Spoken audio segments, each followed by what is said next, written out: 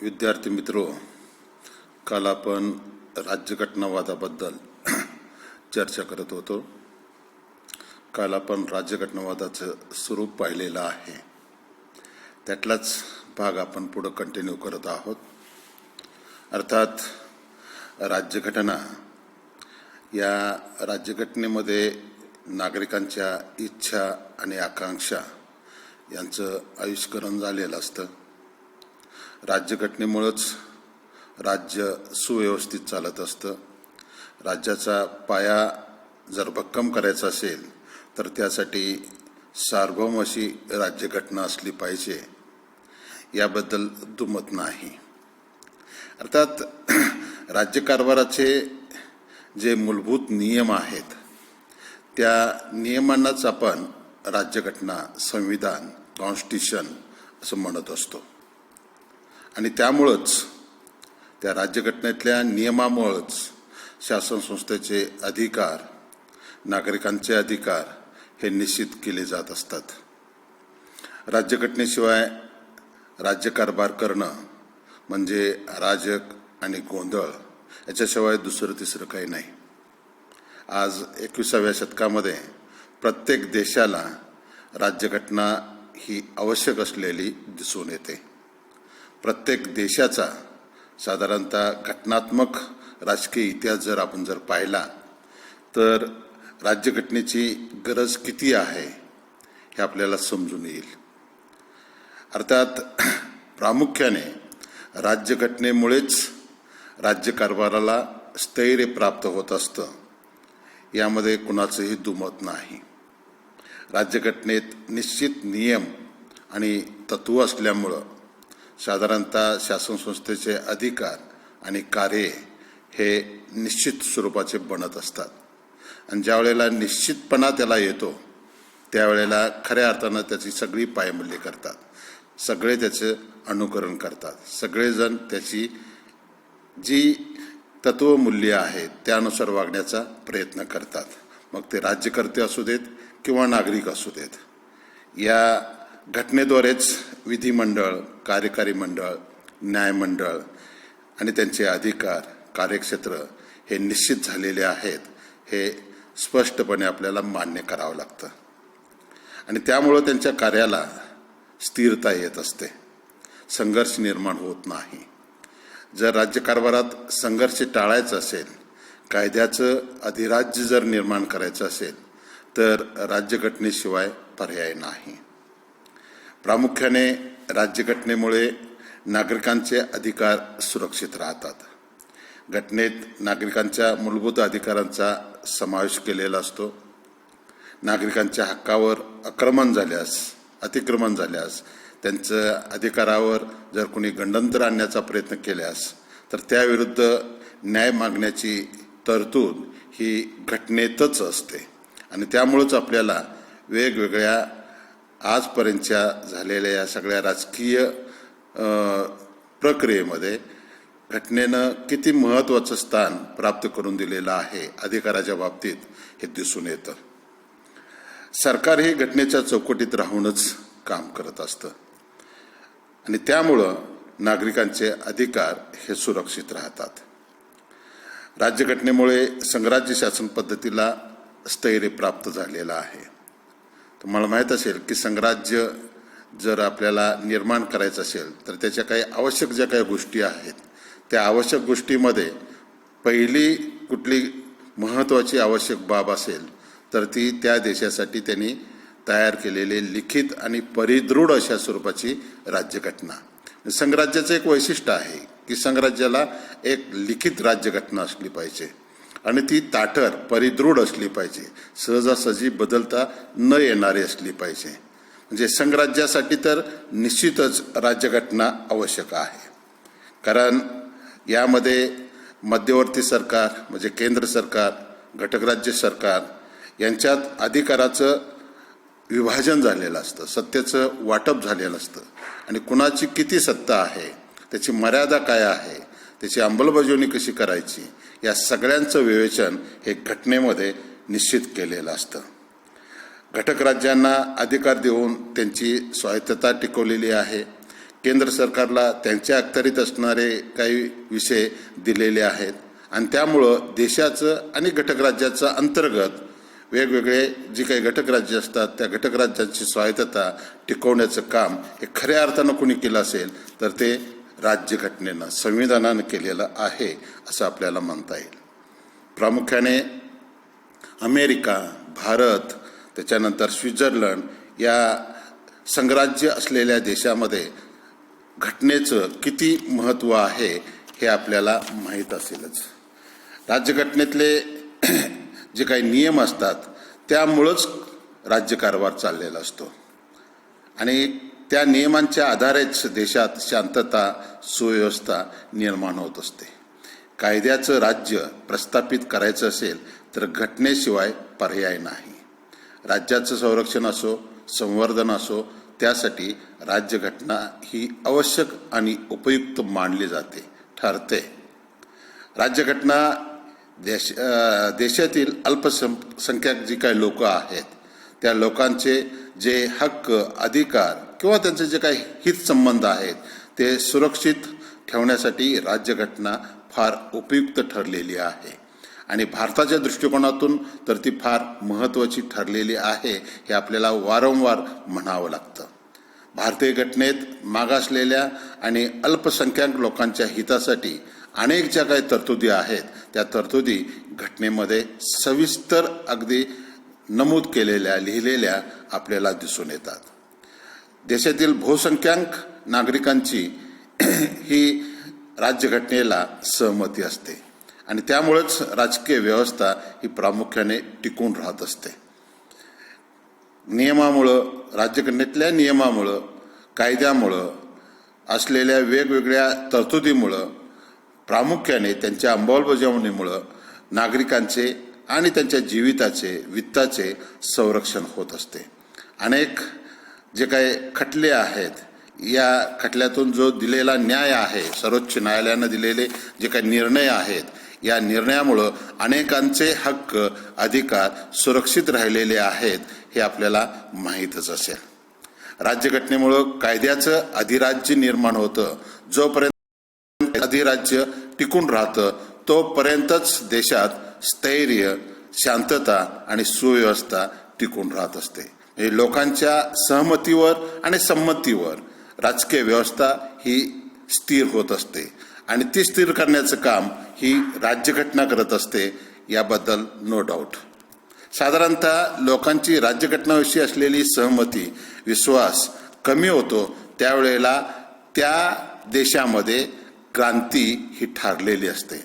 जर क्रांती टाळायची असेल, शांततेचं चांगलं वातावरण जर राजकीय प्रस्थापित करायचं असेल तर त्यासाठी फक्त आणि फक्त राज्यघटनाच महत्त्वाची आहे हे आपल्याला म्हणावं लागतं. साधारणतः राज्यघटनेची आवश्यकता किंवा महत्त्व हे जर जाणून घेतलं तर त्यानंतर आपल्याला राज्यघटनावादाची मूलभूत अशा काही स्वरूपाची व्याख्या करता येईल आणि त्या व्याख्येमध्ये प्रामुख्याने येतं काय तर साधारणतः राज्यघटनेची निर्मिती, ऐतिहासिक पार्श्वभूमी, लोकांची अपेक्षा म्हणजे राज्यघटनेबद्दल असलेली लोकांची अपेक्षा, राजकीय व्यवहाराबद्दल असलेली लोकांची एक साधारणतः सहमती, त्याच्यानंतर राजकीय व्यवस्थेमध्ये निर्माण होणारे अनेक जे काही पैलू आहेत, मग ते आर्थिक असतील, सामाजिक, राजकीय, धार्मिक, शैक्षणिक, या ज्या काही वेगवेगळ्या गोष्टी आहेत त्याबद्दल एक चांगलं वातावरण निर्माण करून देण्याचं काम ही राज्यघटना करत असते. त्यानंतर शासन पद्धत आणि शासन पद्धतीच्या घटकातील परस्पर संबंध यांचं सुंदर विवेचन हे राज्यघटनेमध्ये केलेलं असतं. नागरिक आणि शासन यांचे संबंध, त्याच्यानंतर घटक राज्य आणि केंद्र राज्य यांच्यामध्ये केंद्र सरकार यांच्यातले असलेले संबंध, त्याच्यानंतर नागरिकांचे हक्क, त्याच्यानंतर लोकांना दिलेले मूलभूत अधिकार की ज्याला आपण हक्क म्हणतो ते हक्क, कर्तव्य, त्याच्यानंतर न्यायालयीन पुनर्विलोकन. न्यायालयीन पुनर्विलोकन म्हणजे तुम्हाला माहिती असेल, न्यायालयीन पुनर्विलोकनाचा हा अधिकार राज्यघटनेमध्ये फार महत्त्वाचा मानला जातो आणि त्यामुळं खऱ्या अर्थानं राज्यघटनेचं एक श्रेष्ठत्व जे आहे ते किती आहे, किती महत्त्वाचं आहे ते आपल्याला दिसून येतं. न्यायालयीन पुनरावलोकन म्हणजे काय, तर कायदे मंडळानं तयार केलेला एखादा कायदा किंवा कार्यकारी मंडळानं तयार केलेला एखादा कायदा किंवा एखादा वटहुकूम हा जर मूळ घटनेशी सुसंगत नसेल तर तो रद्दबातल करण्याचा अधिकार हा सर्वोच्च न्यायालयाला असणं म्हणजे न्यायालयीन पुनरावलोकन. सर्वोच्च न्यायालय दिलेला हा फार महत्त्वाचा जो अधिकार आहे, त्यामुळं घटनेचं किती महत्त्व आहे, घटनेला किती महत्त्वाचं स्थान मिळालेलं आहे हे यावरून दिसून येईल. म्हणजे न्यायालयीन पुनरावलोकन हा एक महत्त्वाचा भाग या राज्यघटनावादाच्या संदर्भात आपल्याला ध्यानात घेता येईल. कायद्याचं अधिराज्य, त्याच्यानंतर घटना दुरुस्ती, त्याची पद्धत, त्यासाठी मिळालेलं जनतेचं सहकार्य, त्याच्यानंतर सहमती, मान्यता या इत्यादी विषयांचा अभ्यास म्हणजे राज्यघटनावाद. थोडक्यात राज्यघटनावाद म्हणजे राज्यघटनेच्या निर्मितीपासून ते तिच्या अंमलबजावणीपर्यंत आणि स्थैर्यापर्यंतचा जो काही अभ्यास केला जातो त्याला राज्यघटनावाद असं म्हणायचं.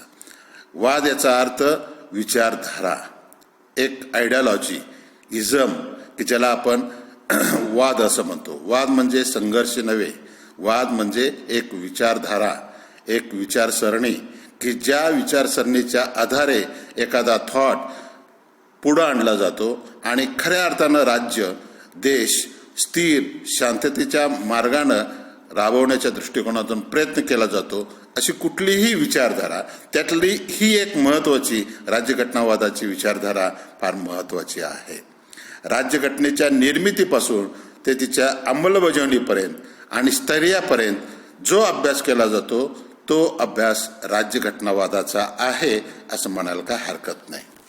राज्यघटनावाद म्हणजे अशी एक विचारसरणी आहे की ज्यामध्ये राज्यशासन राज्यघटनेवर आधारित असावं याबद्दल विवेचन केलं जातं. मर्यादित शासनाची निर्मिती राज्यघटनेनुसार करण्यात यावी यासंबंधी विचार या संदर्भात केले जातात. राज्यघटनावादात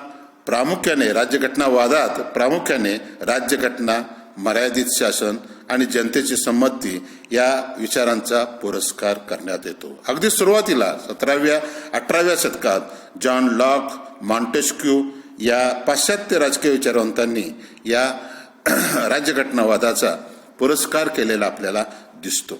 19व्या आणि 20व्या शतकात अनेक विचारवंतांनी राज्यघटनावादावर भाष्य केलेलं आहे.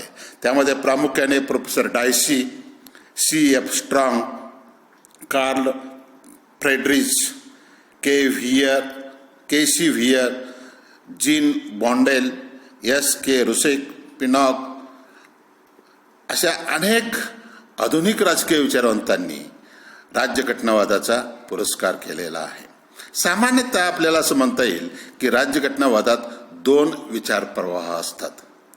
त्यामध्ये मर्यादित शासनाच्या निर्मितीसाठी सत्ता विभाजनाचं तत्व, नियंत्रण व समतोलन आणि संघराज्य शासन पद्धत यांचा पुरस्कार घटनेद्वारे केला जाणारा एक विचार प्रवाह, आणि दुसरा मर्यादित शासनाला जनतेची संमती मिळवून देण्यासाठी प्रामुख्याने निवडणुका, प्रौढ मताधिकार, प्रतिनिधित्व, त्याच्यानंतर त्याचा पुरस्कार करणारा विचार प्रवाह हा दिसून येतो. जनतेने संमत आणि मान्य केलेली राज्यघटनाच मर्यादित शासनाच्या निर्मितीला आवश्यक ठरत असते. राज्यघटनेतील तत्व, कायदे, राजकीय प्रथा, परंपरा याद्वारे शासन संस्थेच्या अधिकारावर मर्यादा घालता येतात. म्हणजे या दृष्टिकोनातून आपल्याला राज्यघटनावाद म्हणजे काय आणि त्याचं स्वरूप काय हे साधारणतः दिसून येतं.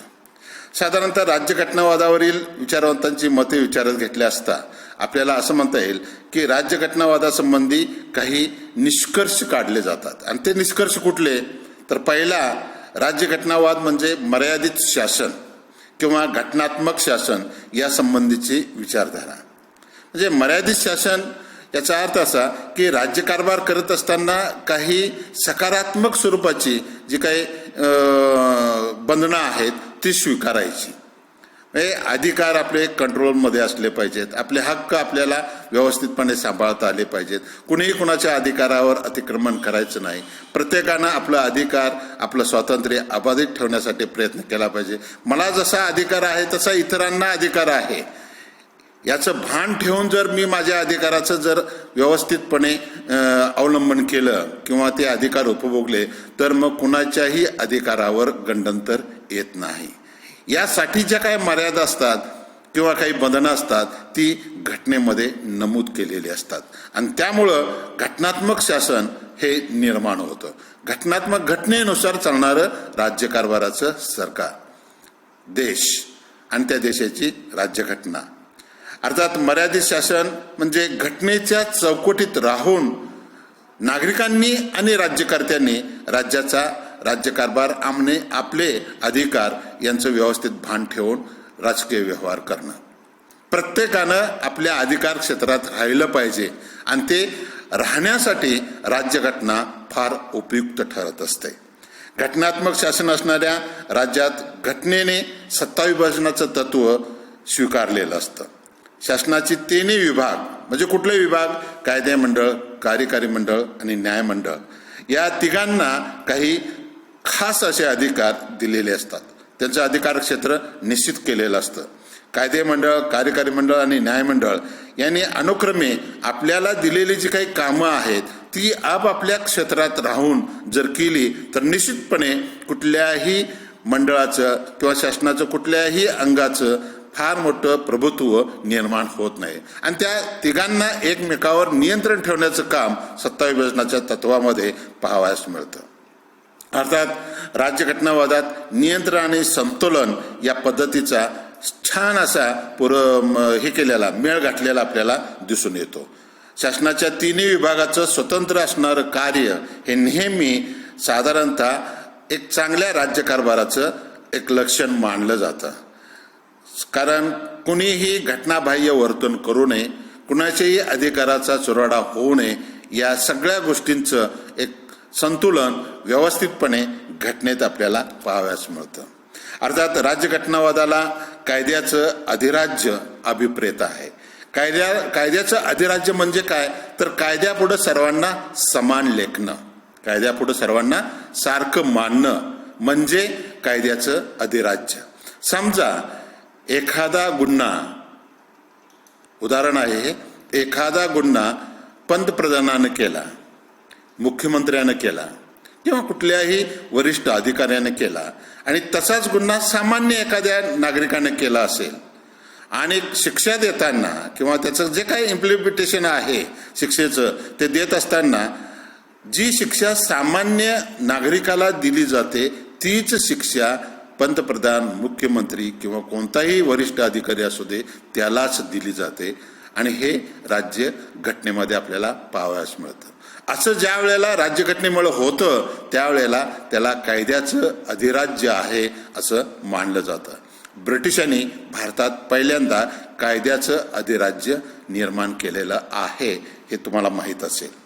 अर्थात मर्यादित शासन असणाऱ्या राज्यात शासनकर्त्यांचे अधिकार, नागरिकांचे अधिकार हे घटनेनुसार स्पष्ट केलेले असतात आणि त्यामुळं शासनकर्ते, नागरिक यांच्यातले संबंध एक चांगल्या पद्धतीनं रूढ व्हायला कारणीभूत ठरलेले आपल्याला दिसून येतात. साधारणतः ठराविक कालावधीनंतर शासन बदलण्याचा अधिकार नागरिकांना दिलेला आहे. त्यासाठी प्रौढ मताधिकार नागरिकांना आहे.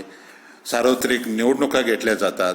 प्रतिनिधित्व आणि त्या प्रतिनिधित्वाच्या मार्गानं शांततेच्या आणि खुल्या वातावरणात सत्ता बदलण्याचा अधिकार या राज्यघटनेनंच साधारणतः नागरिकांना दिलेला आपल्याला दिसून येतं. भारतानं संसदीय शासन पद्धत स्वीकारलेली आहे आणि संसदीय शासन पद्धतीमध्ये निवडणुका, लोकशाहीमध्ये निवडणुका ही प्रक्रिया अधिक चांगल्या पद्धतीनं घटनेनं आपल्याला बहाल केलेली आहे असं म्हणायला काय हरकत नाही. राज्यघटनावादामध्ये प्रामुख्याने राज्याची सत्ता आणि नागरिकांचे अधिकार यांच्यामध्ये ऐक्य आणि समन्वय साधण्याचा प्रयत्न केलेला आहे. त्याचबरोबर देशात एक उदारमतवादी लोकशाही जी आहे त्या लोकशाहीची म्हणजे उदारमतवादी लोकशाहीचा राज्यघटनावादाने पुरस्कार केलेला आहे. सर्वंकष किंवा एकाधिकारशाहीमध्ये असा राज्यघटनावाद असत नाही. मुळात जिथं हुकुमशाही आहे तिथं राज्यघटनेला थारा नसतो. जो हुकुमशाह आहे तो आपल्या मनात येईल त्या पद्धतीनं राज्यकारभार करत असतो. पण राज्यघटनावाद असलेल्या देशामध्ये साधारणतः जास्तीत जास्त लोकांचं कल्याण आणि चांगलं कायद्याचं अधिराज्य निर्माण होण्याचं काम हे या राज्यघटनावादामुळे झालेलं आहे. साधारणतः घटनात्मक बदल, घटना दुरुस्ती करण्याची तरतूद हे फक्त राज्यघटनावादामध्ये किंवा त्या देशाच्या राजकीय व्यवहारामध्येच असलेले आपल्याला दिसून येतं. अशा अनेक चांगल्या ज्या काही गोष्टी आहेत या राज्यघटनावादामुळं आलेल्या वेगवेगळ्या देशांच्या राजकीय व्यवहारामध्ये आपल्याला पाहावयास मिळतात. आणि त्यामुळं एक शांतता, सुव्यवस्था, नागरिकांचा विकास, नागरिकांची एकंदरीत असलेली राज्याबद्दलची अपेक्षा या सगळ्यांची पूर्तता झालेली आहे असं म्हणायला काय हरकत नाही. थँक्यू.